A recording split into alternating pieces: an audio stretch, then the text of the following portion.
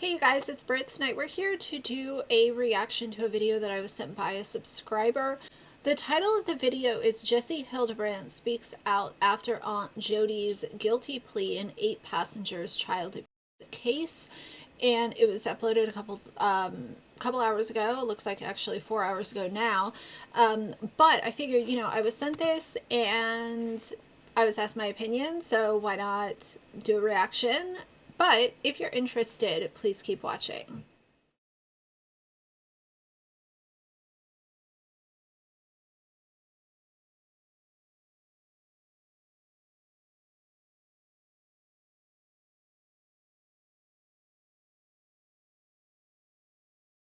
Alright you guys, so this video comes from KUTV 2 News from in Salt Lake.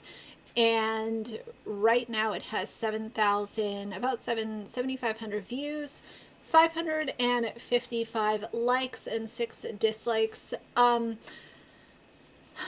email that I was sent from one of my subscribers said, "Here is the latest interview with Jessi Hildebrandt. It is a very good interview.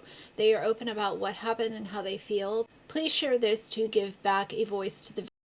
The plea deal silenced the children and they signed it with their name." And I agree with this, and I really struggle because a part of me is really happy that the kids don't have to relive all of the trauma that Ruby and Jodi inflicted upon them. But then the other part of me, I can also see why people think that, it's silencing the children. I kind of struggle with that just a little bit. Tell me how y'all feel down below. Of course, I am always here for protecting the kids and thinking about how they are going to deal with this for the rest of their lives. So the majority of me is on the side of, I'm glad that they don't have to relive all of this, but then I can also be understanding to the other side of the argument, and that, it is being kind of silenced because of the plea deal. Let's just hear what they have to say. When you heard that she indeed pled guilty to these charges and what you were feeling? Yeah, it was, well, even before that, when Ruby when she pled guilty, it kind of started this cascading experience of emotions that I wasn't really expecting to feel. I kind of assumed it would all be just a very positive, like, excitement. But there was a lot of anger that came up. There was a lot of anger towards maybe even envy that that it was finally taken seriously, not at the cost of, also excitement and joy for the children that were harmed. But there were a lot of just like conflicting emotions happening all at the same time. There was anger when I heard her attorney's statement to the press. It was just so enraging and so patronizing. What he said about her taking accountability and her just wanting those kids to focus on healing was just absolute garbage. It was such, no help swearing. It was complete manipulation and just so patronizing. And I think it was completely just a tactic to save face and potentially, I don't know, with the parole board that's being formed for her, to try to just manipulate her way out of as much responsibility as possible. It was really darkly ironic. All of those emotions are extremely valid, and I understand what Jessi is saying by acknowledging that it had to come to this point for justice to be served.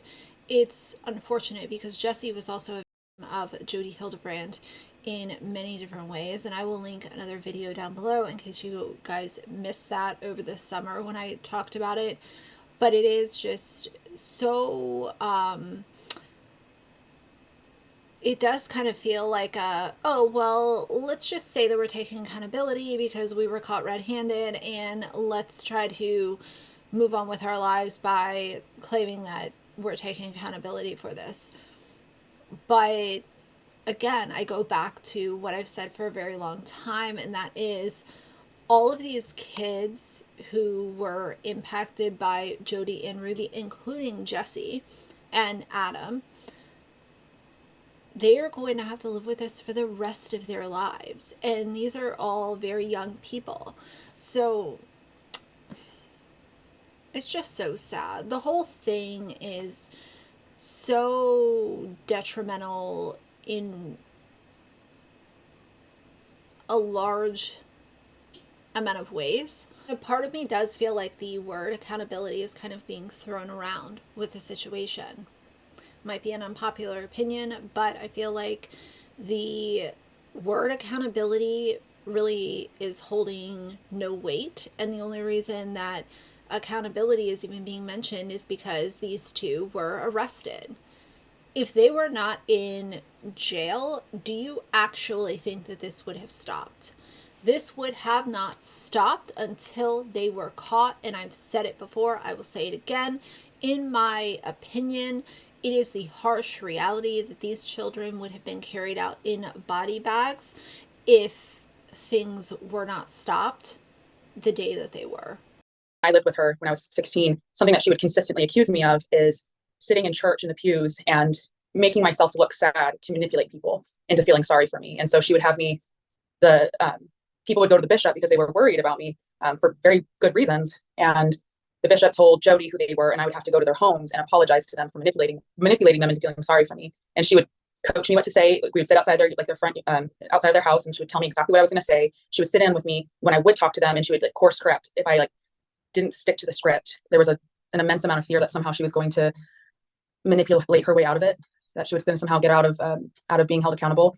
Trying to make people feel bad. Maybe it's because there was actually sadness in that situation. Maybe it's because Jodi was inflicting pain, hurt, and trauma upon Jessi, and that was just the emotion that was visible. Maybe it had nothing to do with manipulation, but more to do with what Jodi was doing to Jessi.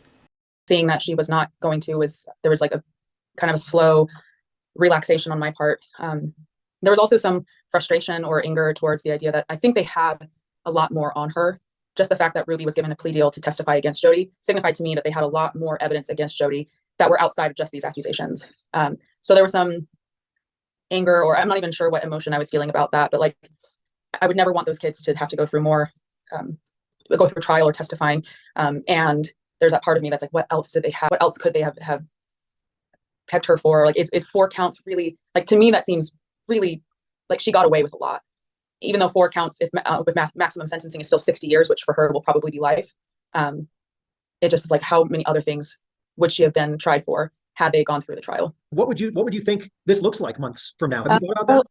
Yeah, I did talk to the DA on the case, Eric Clark, and he said that in all likelihood she will receive maximum sentencing. I didn't. All I spoke to him was with Jodi, and that's obviously we don't know for sure. But Jodi did agree to receiving maximum sentencing.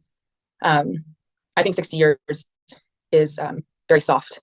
I think a lot of us have that question, the what if this went to trial, what would we have found out, what information would have come to light?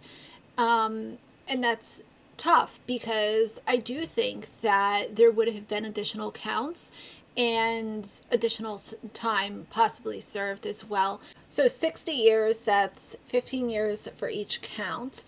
And, assuming, doing the math, each count is 15 years times 4 counts is 60 years. And Jodi is already, she's 54, so if she gets 60 years and serves the majority of her time, then, she'll be in there for the rest of her life. And,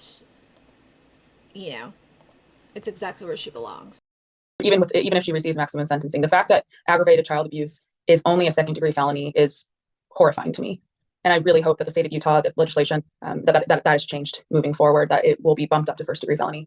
Because someone like Jodi, where this is a pattern, that's the other part of her lawyers coming out and saying that this is that she's taking accountability and she just hopes that these kids just focus on healing, is such a lie. Someone doesn't go from abusing and torturing children for 15 years to suddenly realizing how wrong they are. And if you are able to abuse children, it should be a first-degree felony. I completely agree with Jessi in this situation. If you have that within you to be able to inflict pain and trauma and abuse upon children, whether they're your own kids, your neighbor's kids, your friend's kids, whoever, doesn't matter the tie. If you have that in you, I think that you should be, without a doubt, put up for first-degree felonies. Without a doubt.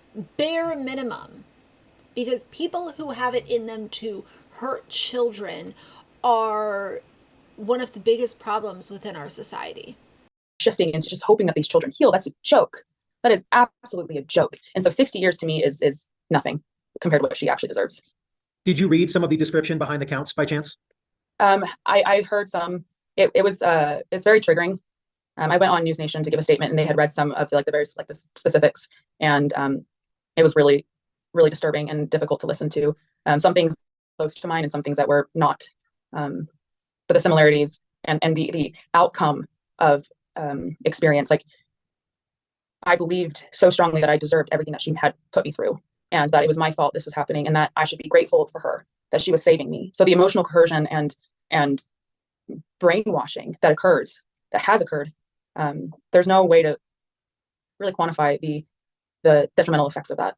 For people that have watched this unfold over the last few months, that is extremely tough, because Jessi went through this, and then Jodi continued to be financially successful and go on and live her life and live in her multi-million-dollar home and continue to collect paychecks and be involved in the Mormon church. And Jessi was literally sitting there with all of this trauma caused by this person who has moved on and continued to be successful. That is so difficult to even try to process. I can understand why frustration would be one of the top emotions involved in what Jessi was thinking. don't have the personal connection to it like you do. What do you want them to take away from all of this about society, about what needs to be reported, all of those things?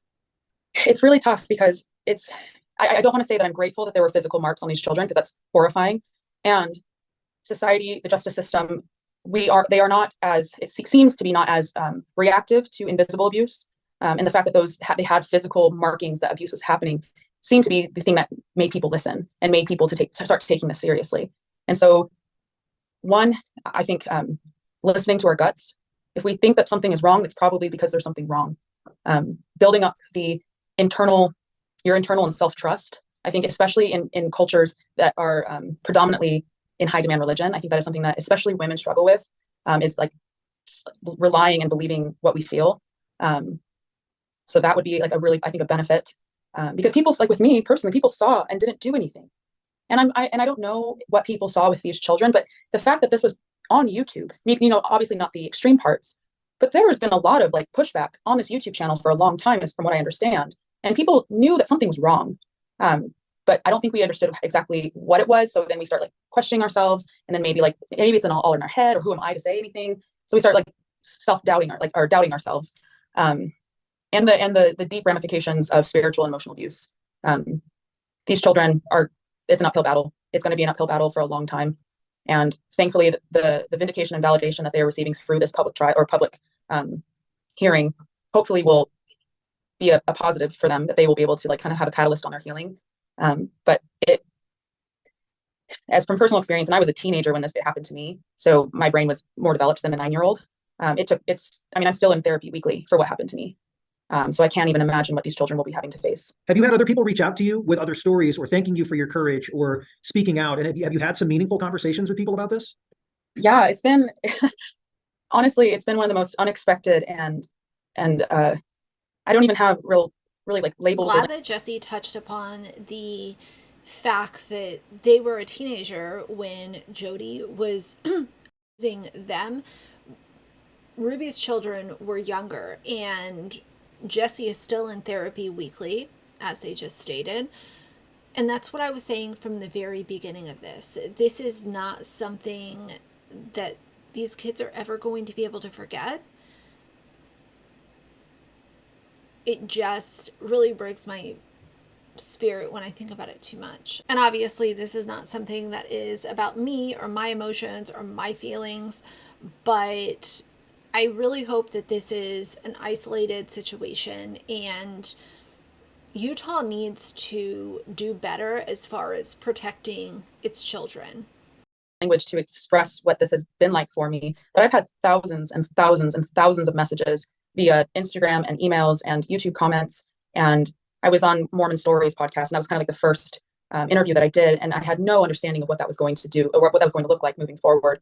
I've had so many incredible conversations and have met a lot of people through tattooing. People have come in to get tattooed that have found me through Mormon stories and through different channels. And it's been unbelievably healing and connective. And it's actually pushed me to start school, to start pursuing a degree in psychology, which has been really scary and really exciting. So hopefully I can turn this terrible experience of my life into something that potentially could help others that have experienced, maybe not the exact experience, but similar levels of emotional, spiritual trauma.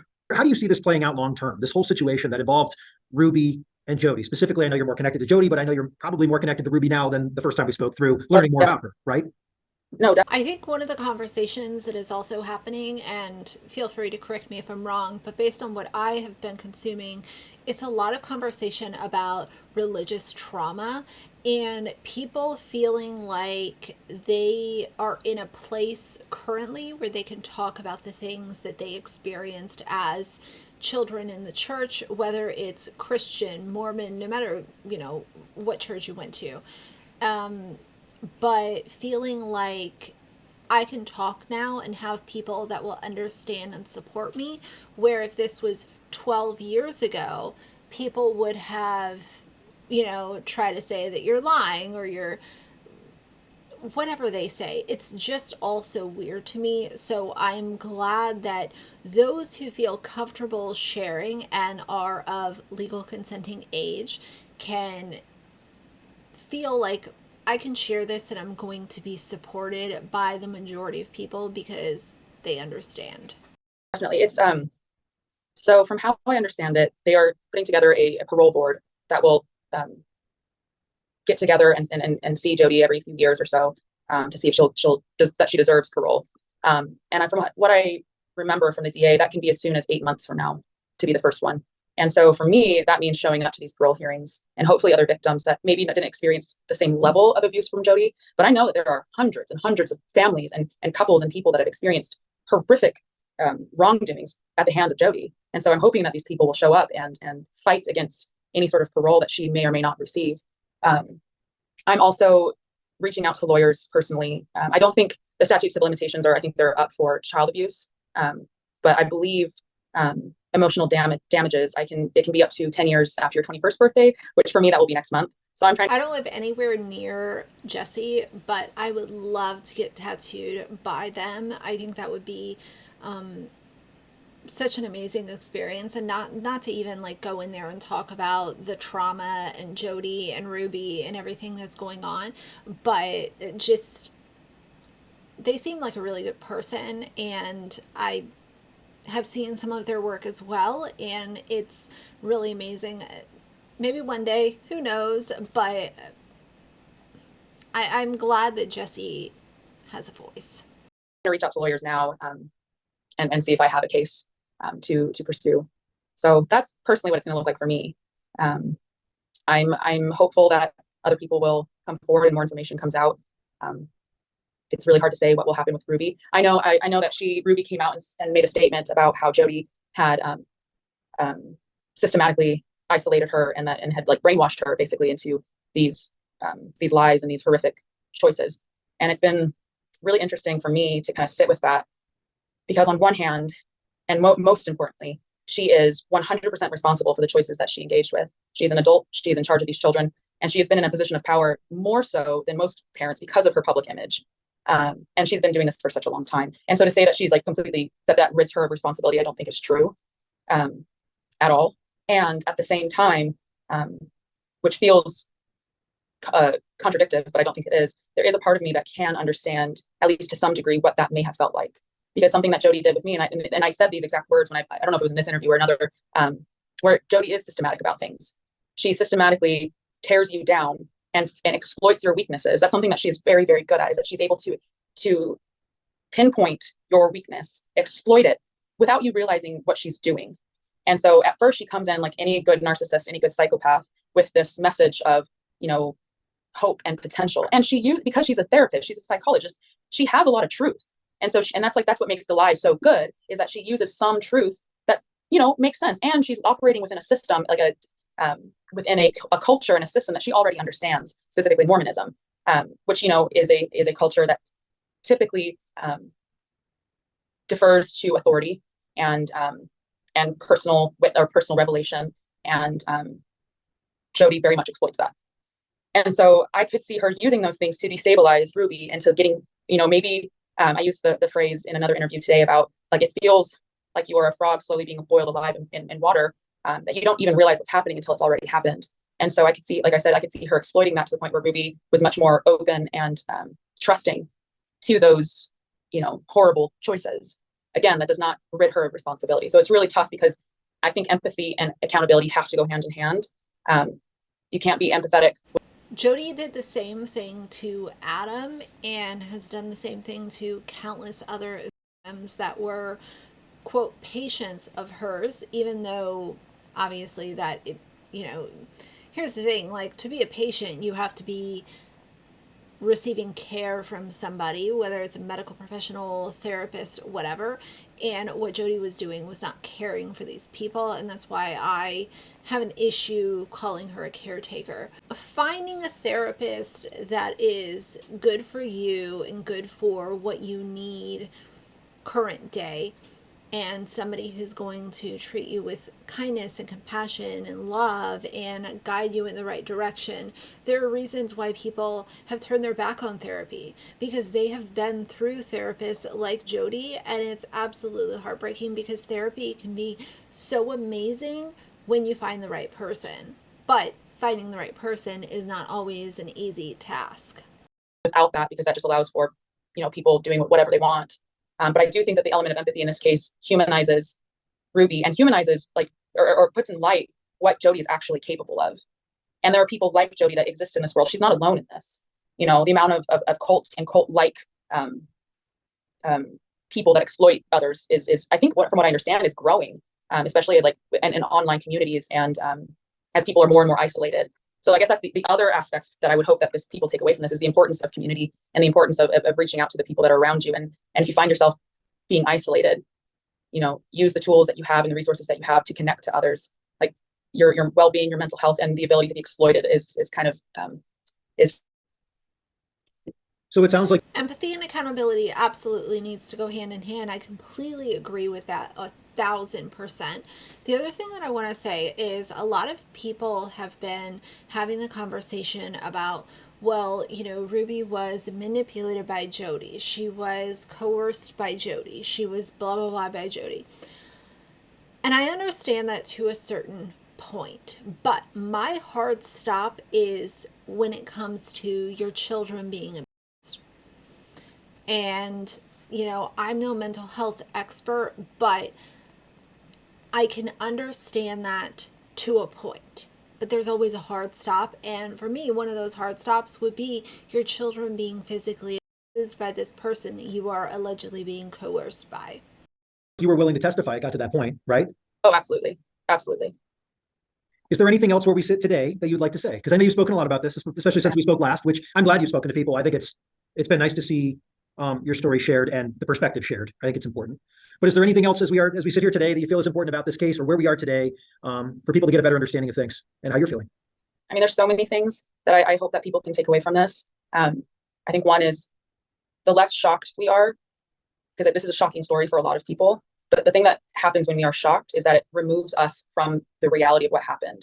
And so I think the less shocked we are, the more we humanize these experiences, the more that we can see maybe small parts of those things happening in our own lives. And so we can either, go into therapy, or reparent ourselves, or read, kind of prepare ourselves for how these things can play out in our own lives, maybe to significantly lesser degrees. But I think that was something that when I would speak to people were just like, I cannot, they just couldn't understand how this could happen. And the more and more we sit in that space of, I just can't understand, the more we miss an opportunity to learn and grow from these experiences. That's one of the things that I've thought about a lot, is that Jodi is not alone in this. And there are many other Jodis within this, world that we live in, that are willing to do the exact things that she did. And they will fly under the radar until they're caught. And that is super, super scary for me. I could not imagine another Ruby Franke and Jodi Hildebrandt case happening, but unfortunately, me being a realist and looking at it for what it is, I do think that it could happen again. The thing I want to say about the end of Jessi's interview is it is so true. People have to stop thinking that these people that you watch online they're like the best moms, the best dads, the best families, all of these sunshine and rainbows.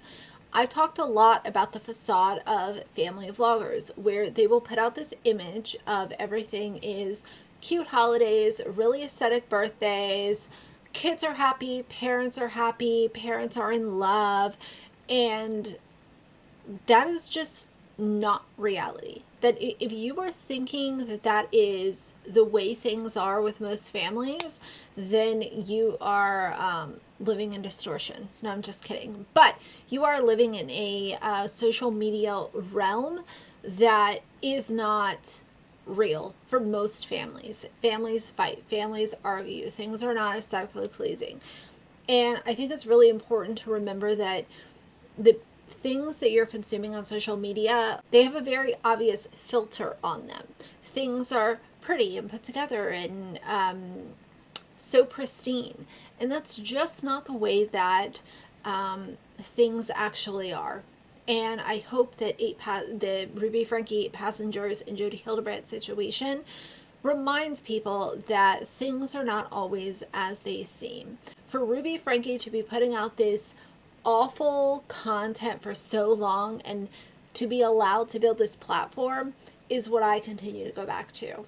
Stop showing support to people that are showing you that they are awful individuals.